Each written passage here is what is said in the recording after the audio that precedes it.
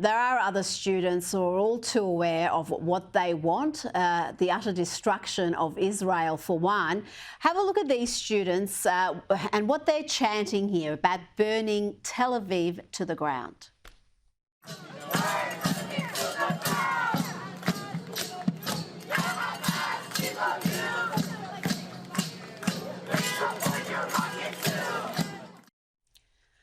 Ami, your response to all that? I mean, that last group was chanting for Hamas. I mean, look, at a certain point, words start to just fail us, right? I mean, what we're seeing here is so egregious, so disgusting.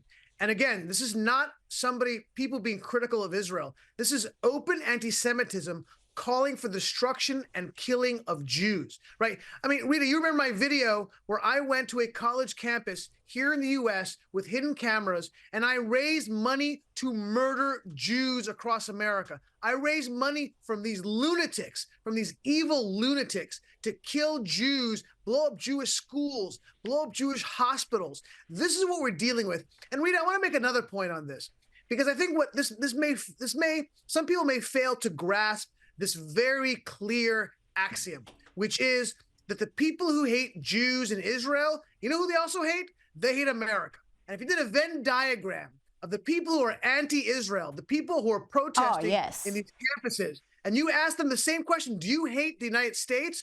The Venn diagram, the two diagrams with the exact same circles. They are burning American flags there too, by the way. That's also flags that are being burned. So you're talking about an institutional problem that these universities have. And by the way, you know whose fault it is? The university's fault. These professors, these administrators have been feeding these students garbage for years. Garbage in, garbage out. What do you expect? Look, that NYU student, I mean, I thought NYU was hard to get into.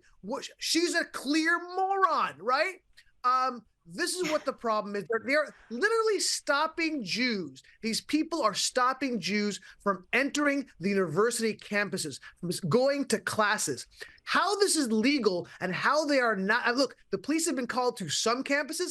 They have to clear all of them out now, and they have to expel them from all of these campuses. Expel them, Rita. Well, that's what's happening in Texas, even in lefty Austin. The authorities have gone in and they've been quite swift in getting into action there. Before you go, I've got to ask you about the border crisis. It's a topic we speak about just about every week, and it must be particularly bad because even NBC is reporting on it. And they are talking about illegal immigrants coming from far and wide into the US from that southern border, from African countries and from China. 3 years ago, 689 Chinese migrants crossed the southern border.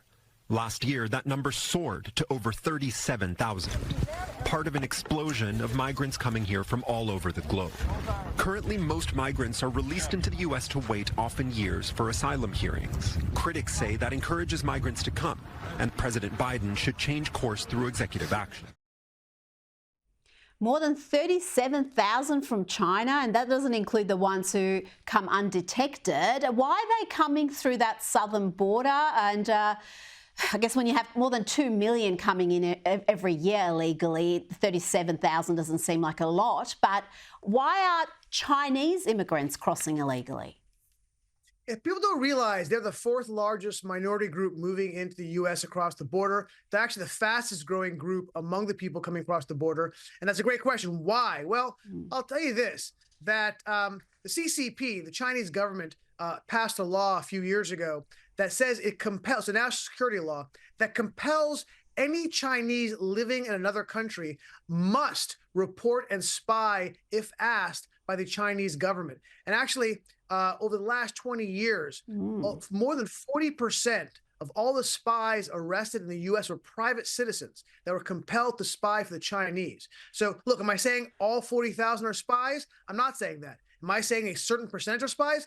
Absolutely. You better believe it. Yeah. Ami Horowitz, thank you so much for your time this evening.